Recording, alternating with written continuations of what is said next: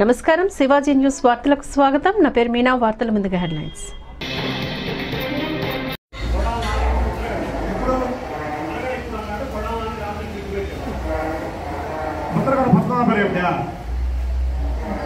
ముద్రగడ పద్మనాభరెడ్డి మాటలకి విలువ ఉందా? విలువ లేని మాటలు. కొడాలని ఏం మాట్లాడాడు, ఎన్ని బూతులు మాట్లాడాడు, చంద్రబాబు గారిని ఏం మాట్లాడాడో తెలుసు కదా. కొడాలని గారు ఒక వెధవ.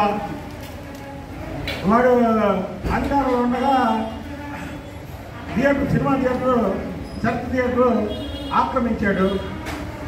ఇవాళ తెలుగుదేశం పార్టీ ప్రభుత్వం వచ్చిన తర్వాత అక్కడ ఉన్నటువంటి వెనికల రాము నిజాయితీగా ఎవరైతే పార్ట్నర్లు ఉన్నారో వాళ్ళకి అప్పచెప్పాడు. అది రావణ కష్టమా?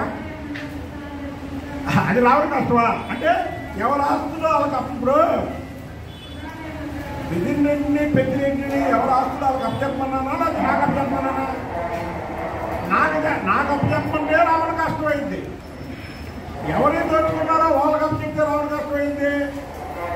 పడవలని వంశీ అందరూ పిల్లులు పులి వేషం కట్టుకొని జగన్మోహన్ రెడ్డి కూడా మోసం చేశారు. పులి వేషం కట్టుకొని మేము పుల్లు అని జగన్మోహన్ రెడ్డి కూడా మోసం చేస్తే జగన్మోహన్ రెడ్డి నిర్ణయం నమ్మించాడు ఈ పుల్లు అనుకోని. తెలుగుదేశం ప్రభుత్వం వచ్చాక పారిపోయారు చూసారా ఈ పిల్లులు.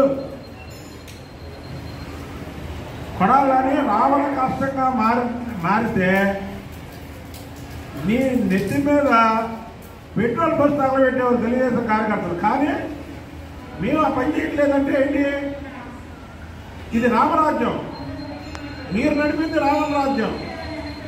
మీరు చేసింది రావణ కష్టం. మేము చేసేది రాముడి పరిపాలన. ఇక నుంచైనా నోరు మూసుకోడు.